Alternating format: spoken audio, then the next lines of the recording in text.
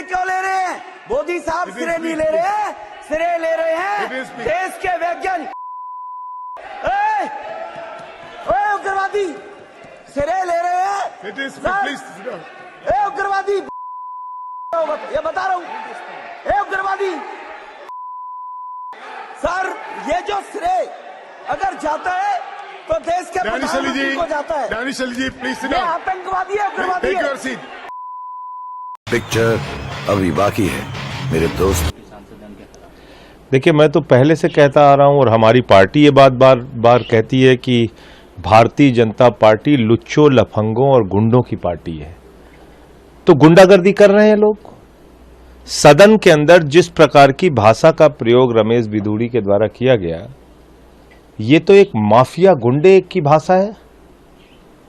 आप एक सम्मानित सांसद को जो लोकसभा में चुनकर आया है, लाखों जनता ने उसको चुन के भेजा है, आपने उस सांसद को वहां आतंकवादी कह दिया, गाली दे दी, ऐसे शब्द का इस्तेमाल कर दिया जो मैं आपको बोल नहीं सकता। और प्रधानमंत्री के बारे में भी आपत्तिजनक शब्दों का इस्तेमाल किया।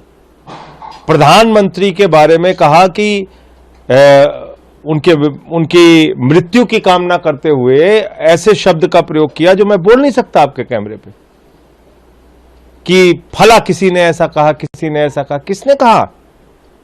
किसने कहा प्रधानमंत्री के बारे में वो सब बातें? तो इसलिए दानिश अली का जो जिस प्रकार से अपमान सदन के अंदर किया गया है, वो इस देश के जो तमाम विपक्ष के सांसद हैं जो सरकार के खिलाफ आवाज उठाते रहते हैं। देखिए, मैं एक बात कहूं, मुझे दुख जरूर हुआ, आश्चर्य नहीं हुआ, आश्चर्य कतई नहीं हुआ। प्रधानमंत्री जी के वसुधैव कुटुंबकम की सच्चाई यही है। गोडसे को देशभक्त बताने वाला सांसद कौन है? किस पार्टी का है? टिम्बकटू में नहीं है, भोपाल से सांसद है। और कल जो भाषा सदन के अंदर बोली गई, एक सांसद के लिए अगर सदन के अंदर यह भाषा बोली जा रही है तो सोच के देखिए कि सड़कों पर, गलियों में, नुक्कड़ में, गांव में मुसलमानों के खिलाफ, दलितों के खिलाफ, वंचितों के खिलाफ किस तरह की आवाज को, किस तरह की जुबान को लेजिटिमेसी दी गई है। प्रधानमंत्री जी, सबका साथ सबका विकास को जीना पड़ता है। रमेश बिधूड़ी जी आपके माननीय सांसद हैं और उनके लिए आप एक सख्त शब्द नहीं बोल पाए अभी तक, कुछ भी नहीं। यानी कि मानूंगा ना कि आपकी मर्जी से ही हो रहा है। आपकी मर्जी के बगैर तो आपके दल में एक पत्ता नहीं हिलता है। तो बिधूड़ी कैसे हिल गए? देखिए, इस स्पेशल सेशन में बहुत सी चीजें ऐतिहासिक हुई हैं और सबकी सहमति से हुई हैं। और ये भी ऐतिहासिक हुआ कि देश की दूसरी बड़ी आबादी का संसद से अपमान किया गया।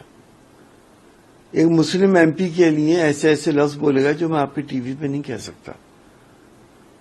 आमतौर से ये भाषा बहुत ही कमजोर लोग, बहुत नीचे स्तर के लोग जनता में आपस में एक दूसरे से करते हैं।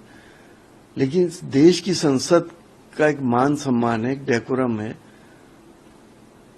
वो तो बर्बाद हुआ ही हुआ। उससे ज्यादा अफसोसनाक बात यह है कि अध्यक्ष जी ने अभी तक कोई एक्शन नहीं लिया।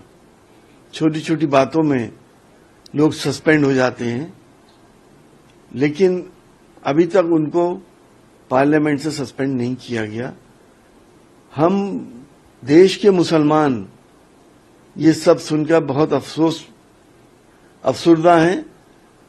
हमें ऐसी उम्मीद नहीं थी कि एक दिन वो भी आएगा इस देश के अंदर जब संविधान के मंदिर के अंदर मुसलमानों को खुलेआम बेइज्जत किया जाएगा।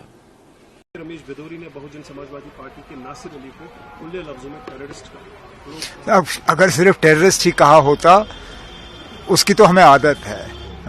आप मेरा सोशल मीडिया देखिए तो टेररिस्ट बुलाने में तो ये थकते नहीं है। लेकिन उसके साथ जो जो कहा, अब मैं आपके चैनल को तो लोग देखते हैं, मैं वो अल्फाज यहाँ दोहराना नहीं चाहता हूँ, लेकिन शर्मिंदा भी होता हूँ कि पार्लियामेंट में इस तरह के अल्फाज इस्तेमाल किए गए। नाराज भी होता हूँ क्योंकि आखिरकार ये तमाम मुसलमानों के खिलाफ ये अल्फाज इस्तेमाल हुए। समझ में नहीं आता वो लोग जो बीजेपी के अंदर हैं मुसलमान या बीजेपी के साथ जुड़े हुए हैं, वो किस तरह ये बर्दाश्त करते। मैं तो बीजेपी के बाहर रह के भी मुश्किल समझता हूं इन चीजों को बर्दाश्त करना। जो लोग इनके साथ मिलके काम करते हैं वो रात को